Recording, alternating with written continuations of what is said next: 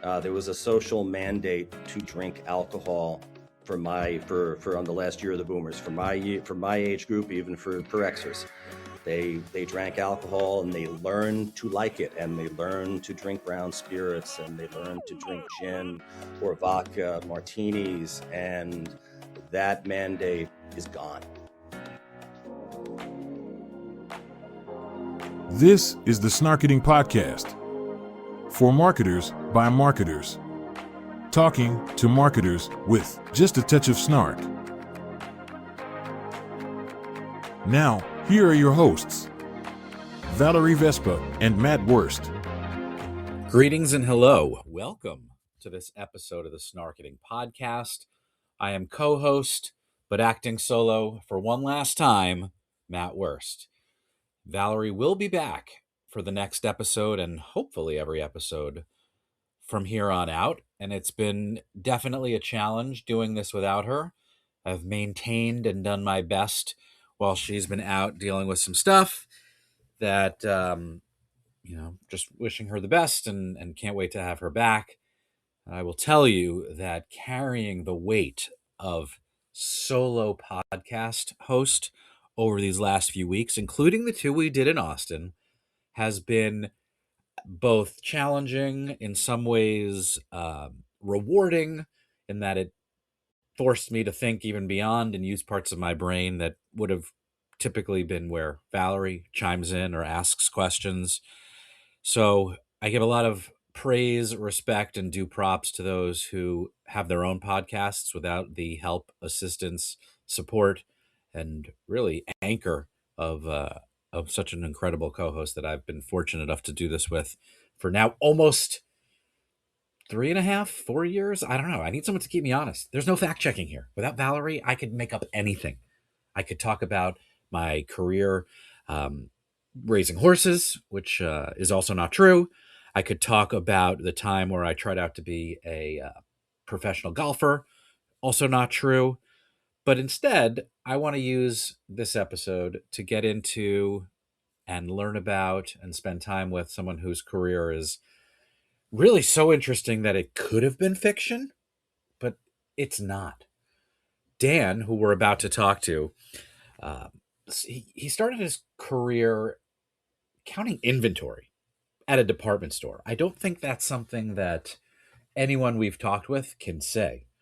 Yet here we are 30 years later, and he's running marketing with and for some of the biggest spirits brands on the planet, and then now leads a company that is building from scratch, yet relying on skills and expertise that he's really polished and honed over that time. He spent 3 decades at Diageo, a stint as CEO of Stoli North America, and now leads Feast Agency, which is an entrepreneurial collective built on this belief that great brands don't just find customers, they feed something deeper.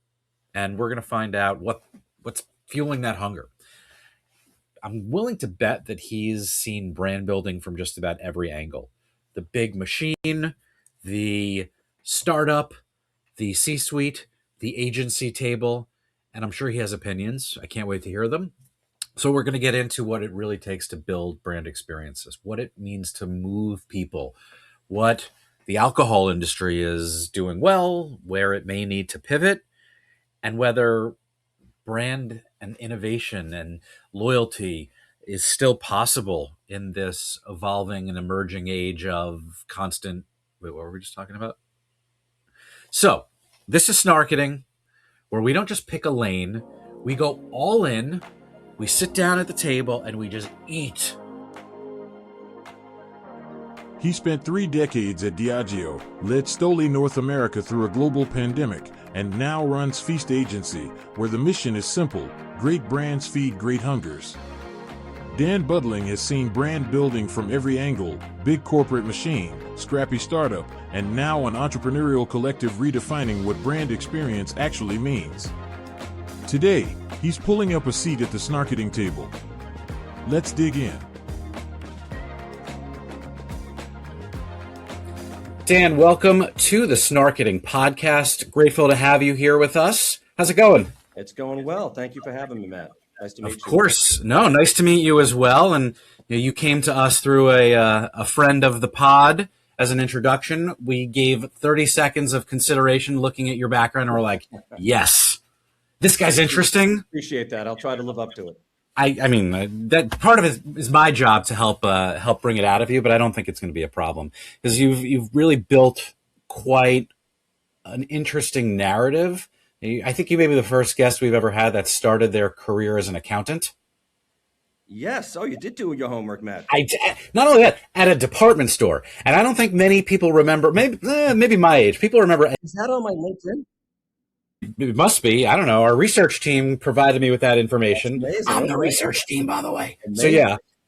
But A&S, there was an A&S in my local mall, and that was like my first experience with a department store. So it's only fitting that we talk, and I have to ask how a guy who is like counting inventory ends up spending decades in the alcohol business, or maybe they are related. Well, actually, yeah, I was an accountant. I graduated with a finance degree. I always had interest in marketing, but my dad was paying for a Bachelor of Science degree at the time, and marketing was a Bachelor of Arts degree. So when I graduated school, I actually went right back to school to get my master's in marketing so that I could make the move over. But my first foray into the alcohol business was Schieffelin Somerset back in the 80s, which eventually became Diageo, which I know. Yeah, of course. But I was an accountant there, so I managed the accounting department there, and then moved into marketing when I finished school. Look, marketing is art and science. Accounting maybe less art, a little bit of left brain, a little bit of right brain. But 3 decades at Diageo, like, what does that arc actually look like? Like formative moments that helped transform? It obviously changed companies numerous times. Went from Schieffelin Somerset to UDV, and then there were different companies within UDV that I worked with, and then I went to Diageo, and my career took different trajectories. So I was in marketing, and then I was in sales and trade marketing, and back to marketing and reserve and business analytics and trade marketing. There was a whole host of different experiences, different roles that I played throughout that kept it always interesting. I was never doing the same thing. Does that type of evolution with one company change or shape how you think about brands specifically? Because I'm sure you worked with many. Yeah, I mean, in managing my career, I always wanted to be in general management. So when I was in accounting, accounting is obviously the basis for all business making decisions. So it wasn't wasted time. That's what accountants say, at least, certainly. Well, it was, but the marketing guys were having a lot more fun. So I was looking at their T&Es. So I certainly had an ambition to get into marketing, to get into the brand side, which I did. But I always wanted to be general manager, move up the corporate ladder. And I remember having a conversation with the president of Schieffelin, who said, "Hey, you're doing a great job at marketing, loved you in accounting, but if you really want to sit in my office or sit next to me someday, you got to get sales experience, Dan. You got to get functional sales background. It's where the rubber hits the road." So I moved into sales positions. And from then, honestly, it was a combination of them managing where they wanted to put me and me proactively managing what I thought would be good for my career and where I thought I could add value. As far as your question on how it shaped brands, I've loved every brand I've ever worked on. And I remember when I moved into marketing, the VPs taking me to lunch the first day. I worked for the Scotches, it was Johnny Walker at the time, and Gin, which was Tanqueray. And they both said to me, "You'll never walk into a bar and not look at the bar and look for your products, and your whole world's going to change." Then it did. And you fall in love with these brands, and you fall in love with what you're doing. And it never, every brand I've ever worked on, I've fallen in love with, and I'm in love with to this day. I think that loyalty, that passion is important, whether you're brand side, whether you're agency side. I mean, I remember after many years of working on Oreo, I still love the brand, but I can't eat any more cookies. So but that general management experience, I think, is really, there are people who think generalists are the answer and people who think that specialization is the answer. In order to become a CEO, you need to understand how all those functions work, whether you've been in them or not. But that unique perspective as you became a CEO, I'm sure was extremely valuable, both from a business operational perspective, but even just empathy perspective, right? So you left Diageo, and was Stoli taps you to be the CEO? Yeah, I went over. That was global CMO there for a little while, and there was some changes, and I became the global CEO, the North American CEO. And that happens. I mean, I think that coincided with, if my numbers are right, during a pandemic where COVID, every bar, restaurant on the planet gets shut down. Yeah. Was that good for business? In that, I know I started hoarding some things in my house, but I was not going out anymore. For big brands, it was very good. There were obviously more occasions. There were more drinking occasions. Government was also writing some checks. People weren't going out to restaurants and they weren't spending money on entertainment. So suddenly people were, maybe you drink on Friday and Saturday night. Suddenly you were drinking on Friday, Saturday, Tuesday, and Thursday in your house. So the numbers exploded.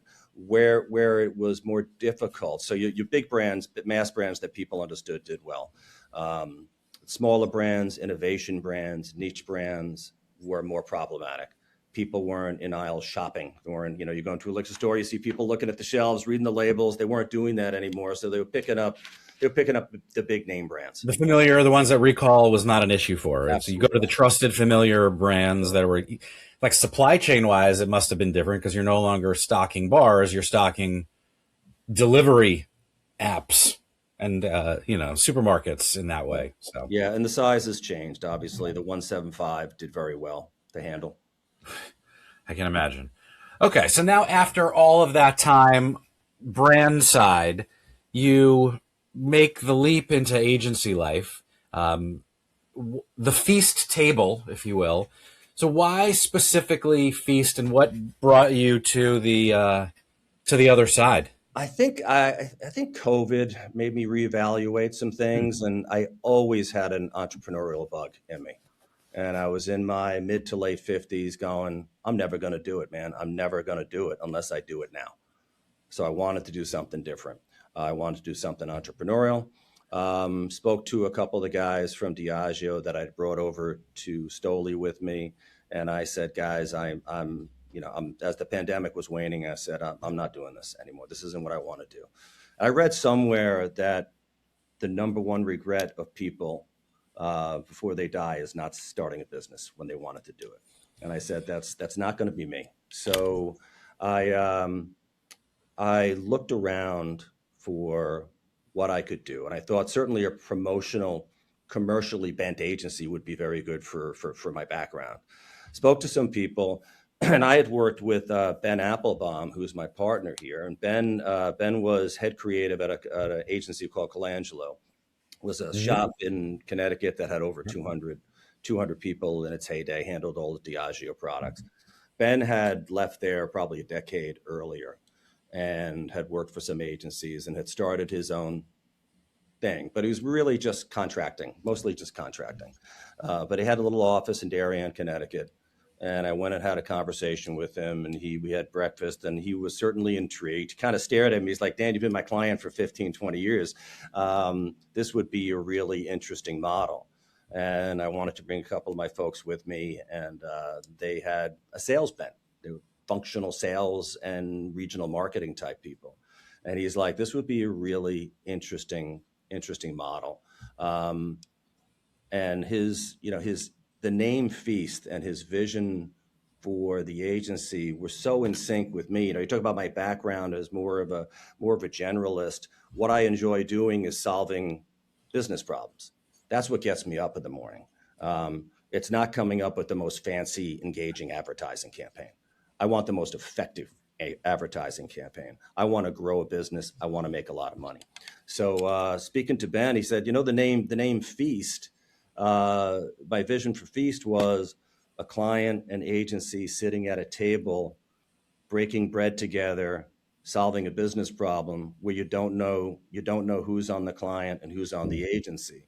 So he said, bringing you as a partner and some of the other folks really fulfills that vision in terms of the resources we would need to do that kind of work. Was there any anxiety, concern? I wouldn't say fear, because you don't seem like someone who's afraid of much, but like the beverage alcohol space is in your DNA. Feast works beyond that category. So where does that expertise transfer? Like, where do you have to genuinely, or did you have to like relearn things? I mean, approach to marketing and approach to business, I find it's universal.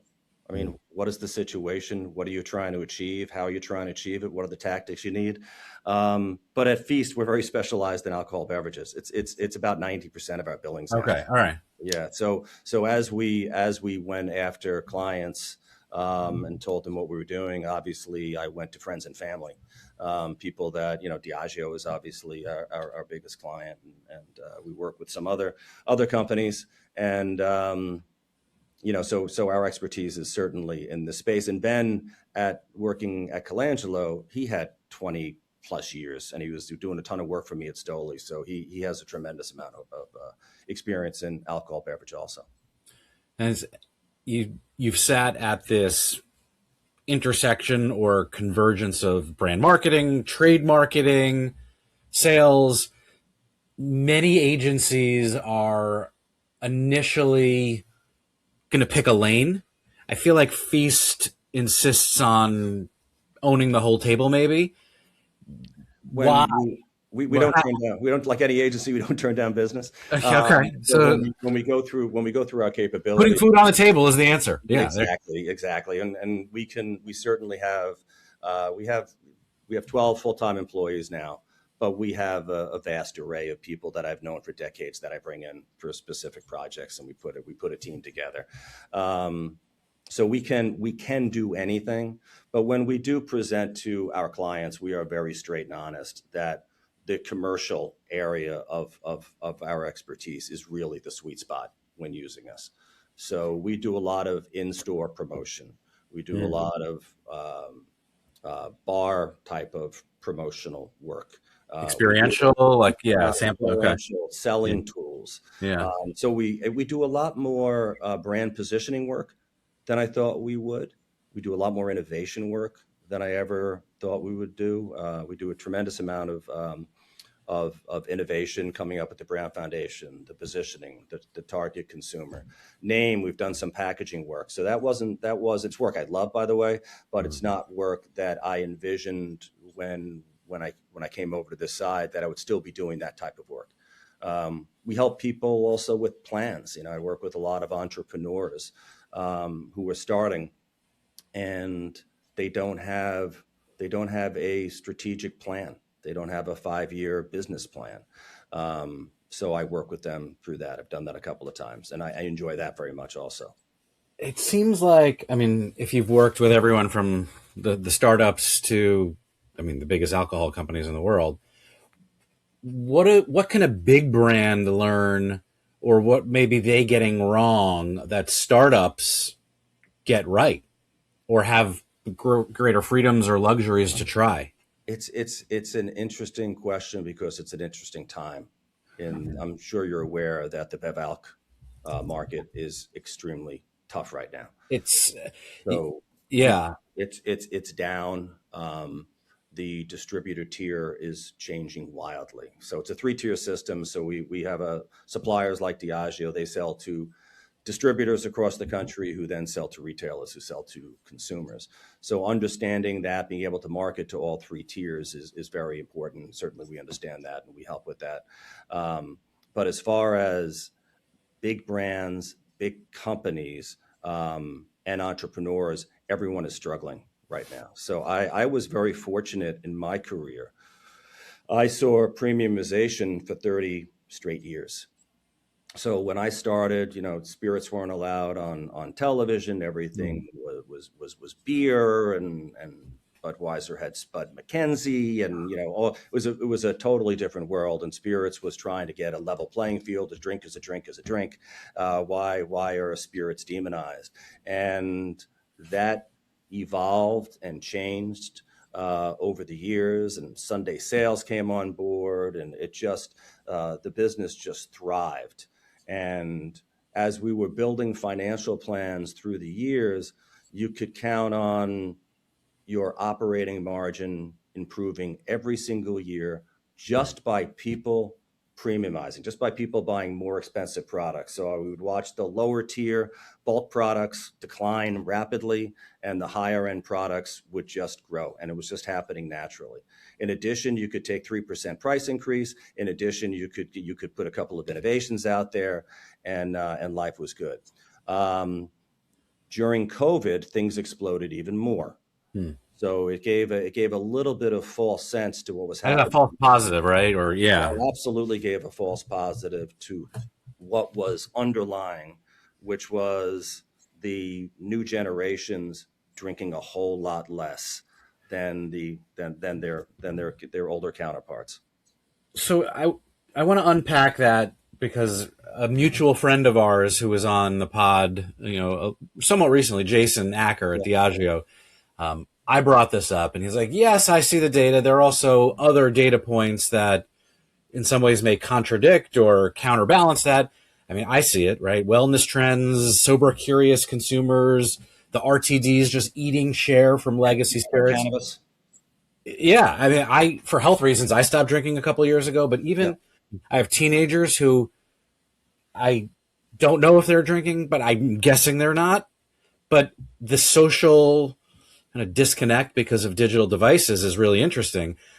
As someone who lived inside that world for decades, should these brands be worried? Is there real benefit from this shift to non-alc that you are thinking about or helping with? Yes, I do work on non-alc brands. In addition to alcohol brands, I also work on cannabis brands. So I can see firsthand what's going on. It's the perfect storm. And when people say to me it's cyclical, it's not. It's not. There was a social mandate to drink alcohol for on the last year of the boomers, for my age group, even for Xers. They drank alcohol, and they learned to like it, and they learned to drink brown spirits, and they learned to drink gin or vodka martinis, and that mandate is gone. It was glorified. I mean, it was like absolutely. You want to fit in. You want to show your status. You want to go to that bar, and you want to call for a brand. And that has all changed. You get your biggest brand in the country being High Noon, that didn't exist, 15 years ago. So I don't even really know what it is. Like, where does it fit? And maybe it doesn't matter, because if people are drinking it, it's on the supermarket shelves. But 20 years ago, we wouldn't have thought of putting a spirit in a can. It just wouldn't have thought about it. It just devalues the whole experience of drinking alcohol. But the younger generations love the convenience, and it's a total different world out there. So it leaves the big brands, to your question, in really tough territory. Your whiskeys, even now your tequilas. Everything is struggling.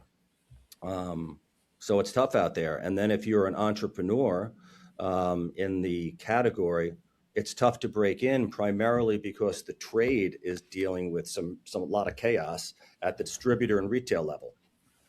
So the business is down. What's your reason for being? Why do I need to carry you? Why am I going to distribute you? The barriers to getting into the liquor business are relatively easy to get through. So you can create something and bring it to market. And cannabis is even easier right now. It's all changing, obviously, but it's very easy. But why do I want to carry you? I'm struggling with the big brands. So it's tough for everybody out there. Well, and I don't mean for this to be a dour or sad, or I don't want to have to pipe in Sarah McLachlan soundtrack behind this conversation, which Right, I get it. And I think the fact that you have those skills and your agency can expand as needed where the market goes and where you may lead it is great.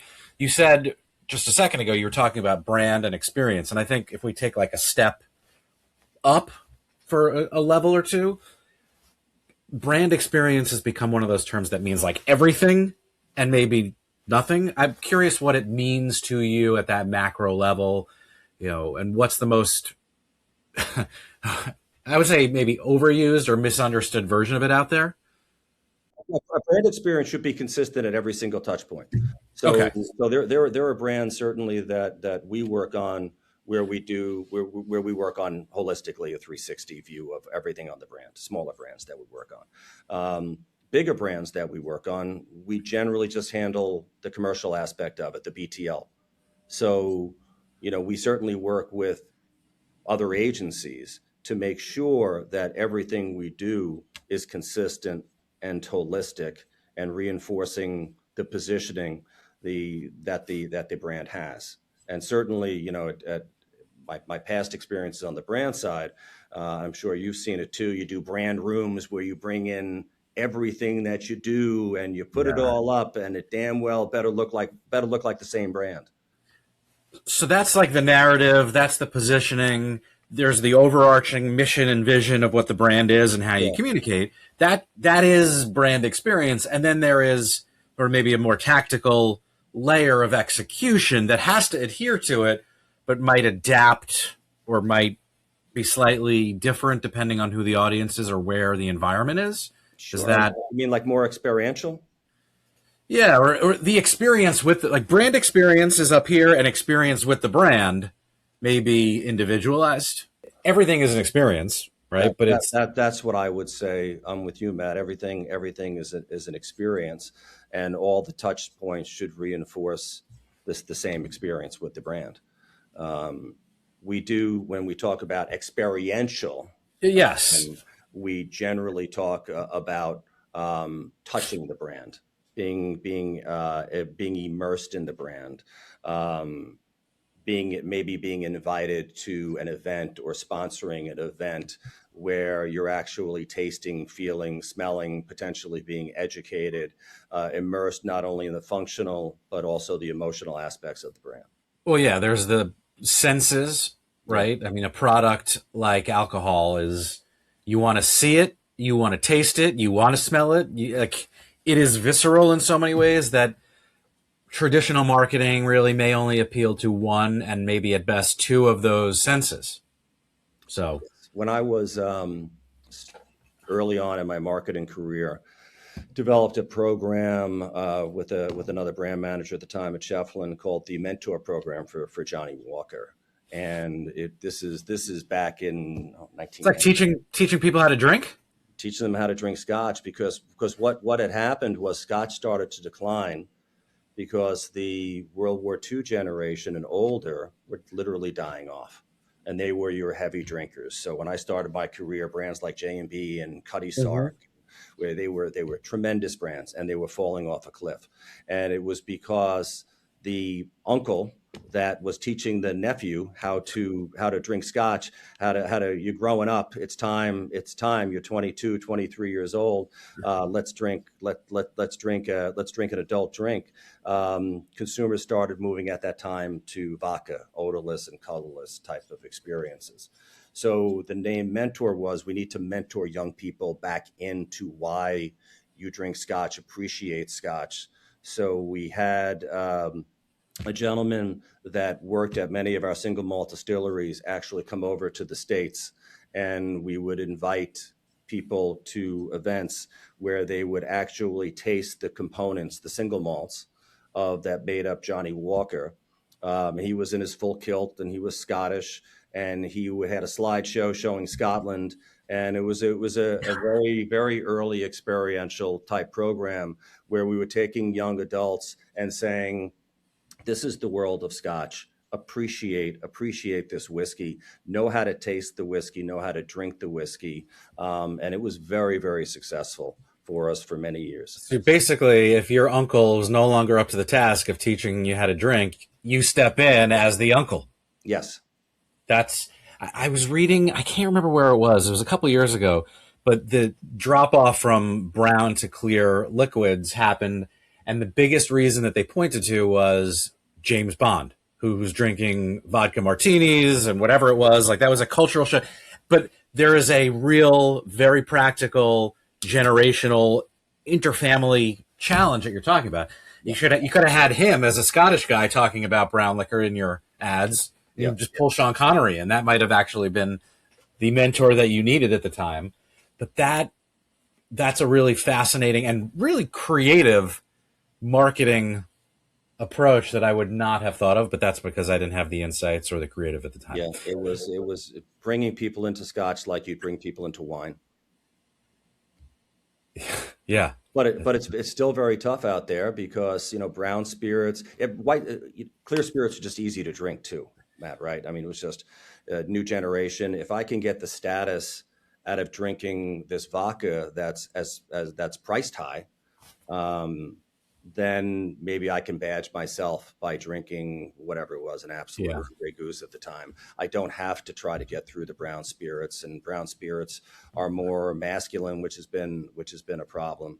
But certainly bourbon had its heyday, has its heyday, still does. Yeah, it's still around. I mean, I drank clear in my 20s and browns in my 30s, and I don't know if that becomes a trend or not, but tastes and preferences change as individuals grow up too, and their lifestyles change. No question. Yeah.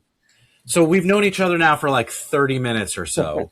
So I want to ask you to get a little vulnerable. And I don't want to put a number to it, but in the years that you've spent inside these big marketing machines, I always love to ask, when they were my colleagues or clients, like, what was the most expensive brand mistake you made or witnessed that everyone kind of either regrets or pretend doesn't happen? Like insider war stories that made you who you are? That I personally did? Maybe, or you were adjacent to? I was adjacent to you don't have to name names, so it's fine. I won't people, but I have to name some of the brands. Brands, yeah. You don't have to name names of people. Yeah, certainly. Captain Morgan jumped into the RTD with Captain Morgan Gold way too early when we first got the brand from Seagram's, and that was a very, very tough lesson that we learned. The RTDs are relatively easy to make, and you can try to get them out there maybe a little bit too fast. We did a Smirnoff ice product that was non-carbonated called Electric that confused the hell out of consumers very quickly. Yeah, you can't smack the bottle and have it bubble up that make people drink. It was like a Gatorade bottle, and people were like, "What do I do with this?" And we put it in the market without the proper research, and it didn't do well. And some of the feedback. It wasn't anything up on the sidelines of major sporting events, was it? That people were no, I'm guessing. No, but we did do like EDMs festivals with it and things like that. So it's the marketing of it. It's a competitive sport of a different kind. Yeah, right, exactly. The proposition. I see some of them coming back now. The liquid's good, but the positioning and the explanation of it were off. I was very involved with Ciroc and Sean Combs. Obviously lessons to be learned, but honestly, we went into that one with our eyes open. You get involved with a celebrity, this can happen. Yeah, especially when you're mixing with, alcohol is synonymous with a lifestyle, depending on the brand, and certainly a party vibe that you want to create. Everyone's a little more loose and having a little more fun. His brand was celebration, and you want to be a little more loose, not that loose. No, Sean Combs. But we don't need to spend any time on that. The courts will have their say. Well, they have, yeah.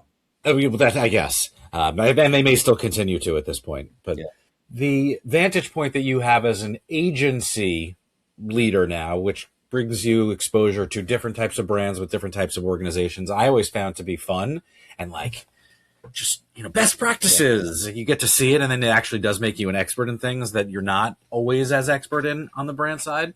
Yeah. Do you see something in the industry now that we are collectively either like crushing across the board or maybe getting catastrophically wrong that no one wants to talk about, that you shine a light on? No, I mean, things are evolving so much, honestly. I don't, I don't see anything, from the different folks and brands that I work on. Um, we work in different capacities. Certainly, how we get briefed from different companies is wildly different, and we try to help companies that are struggling with briefing us. But when we get briefed on a project, it's and I can't stress this enough, to understanding the business problem that you're dealing with is so critical to us helping find a creative solution to it.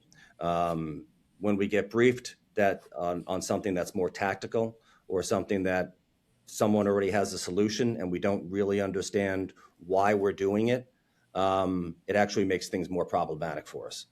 So certainly the briefing, treating the agency like a partner, a business partner, is extremely helpful. You get much better work. A variety of AI tools that are either coming to, or maybe in some cases coming for agencies, depending on how you adopt and how you embrace.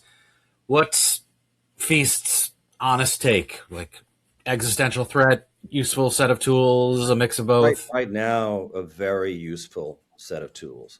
We're certainly not on the forefront with the small agency that we have here, but the team took me down to Google and learned Gemini, and certainly I use ChatGPT, and the folks out there use other tools, and we use eye tracking tools, and there's a whole suite of tools that we meet with companies almost every month. Things are moving so fast. It's mind-boggling.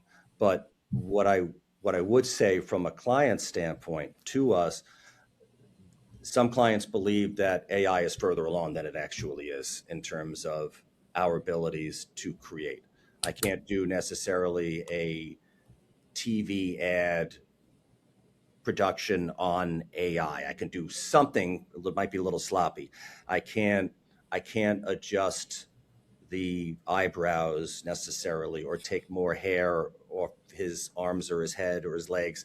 There are capabilities that we have and things that we can't do with AI. But anything we can't do, probably 3 years from now or 3 months from now, we might be able to do. So I'm hoping the adding hair to people is one of those things that comes sooner rather than later. Maybe not. I don't know.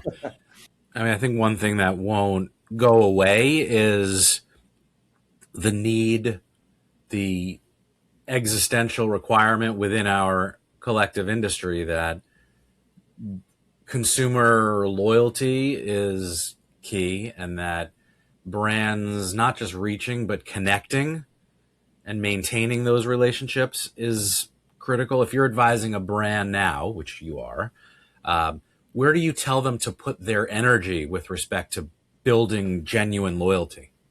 It depends on what their objectives are, who their target consumer is. But certainly, paying for social is probably what we do mostly here, because of the efficiencies and the ability to target. Certainly, we don't work on any brands in the capacity where we're looking for massive reach. So I'm not doing what Jason does in terms of trying to piece together, like I used to in my past lives, piece together a very large scale awareness driving media plan. But the targeting, the in-store targeting, which is mostly what we do, it's incredible what we can do with the technology out there. What do you think Feast looks like in 5 years? Are you building something to grow, something to sell, something else entirely? Well, in 5 years, I don't think I'll be part of Feast anymore. I might still be here in part, but I don't plan on working full time that long. But certainly, yeah, it is certainly my hope that Feast will be here and that we're building something. I've got a couple of partners here that are decades younger than me, so certainly we're building something. We're building something to last, something that everyone is proud of and loves to come to work. That honestly, that's part of it for me. I always say when we're pitching business, I'm working with people that I love and doing what I love. And I hadn't been doing that for a little while towards the end of my corporate side. And working here with these people, and making sure we get the right blend of people and orchestrating a culture that can service clients' needs, is really fun. It's very satisfying. Well, it sounds, it feels, it looks certainly from an external perspective and just getting to know you a little bit, that you've built and led a lot of teams over the years that have truly created not just great outputs, but meaningful outcomes.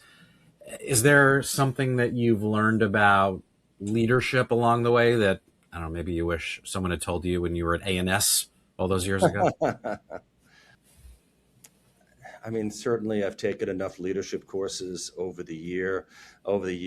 You pick up things. I think a lot of it, I mean, we've all worked for good people, and unfortunately we've all worked for bad leaders, and you learn as much from the good ones as you learn from the bad ones. So experiences just play a huge part, but so does the person and the human being that you are.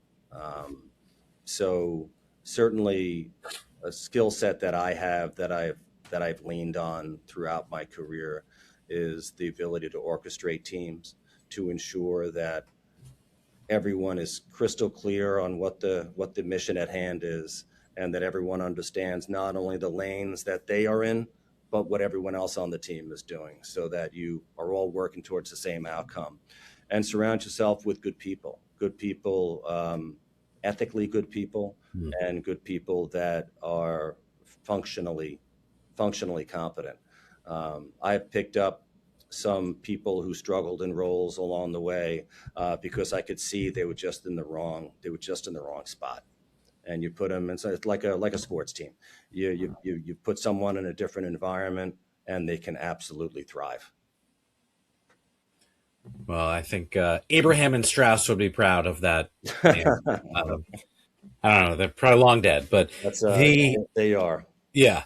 So I want to wrap, and we always do like a lightning round, quick answers, just kind of leaving us with some fun, get to know yous. But I would be remiss if I did not ask, and you're not allowed to say depends on the occasion, but your favorite cocktail?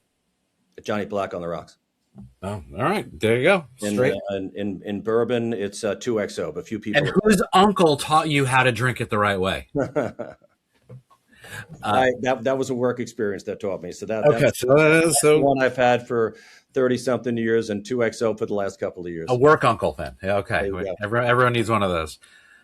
Is there a brand outside of food and beverage that you genuinely admire the way they do things? It's probably Gatorade. I mean, throughout my life, I've just loved what they've done, both in using the product and the imagery and the consistency. I think it's a great brand. So for Diageo Dan or Startup Dan, which version had more fun? It all depends. That's an impossible question for me to answer, because Diageo Dan had fun years and not so fun years. I guess if you work anywhere long enough, that's going to happen. Yeah, of course it is, and it depends on what role you're in. But the best years of my career that I enjoyed were creating something from nothing. So the agency certainly fits that. But there were times in my Diageo career when we created the trade marketing department, we created the reserve brand group.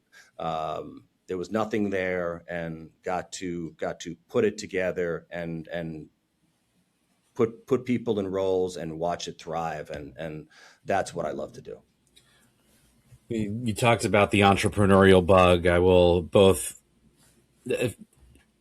I don't say warn you. It doesn't go away, even if you've had a success, right? No matter how many you've done, fails, success, age doesn't matter. Like once you have that bug, it keeps going. I would ask. You can never go back, Matt. Well, so what is what's the hunger that Feast is feeding? Is it to create something successful out of nothing? That's it. Yeah. That's 100% it. And also be your own boss.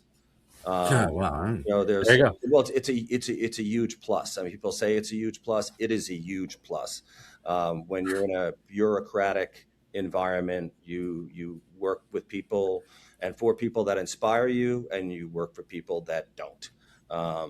When you control your own organization, you control who you're surrounding yourself with. Well, I think you guys have built, and it's why I met Ben briefly a couple years ago when I was talking to him about a Web3 idea I had, and I did not put two and two together. Oh, no kidding. Okay. Yeah. So please give him my regards. I will. As far as what you've created and the story, the brand experience that you're creating and have built up for yourself, it's admirable and fills me with a little bit of professional envy, but also just excitement that I've gotten to connect with you, know you. As the co-boss of this podcast, I will thank you and let you know how much I expect our listeners will appreciate getting to hear your story. Got it. I appreciate it. Thank you so much, Matt. That was Dan Buttling, General Manager of Feast Agency, reminding us that the best brands don't just show up, they feed something real. Thanks for listening to the Snarketing Podcast. We'll see you at the table.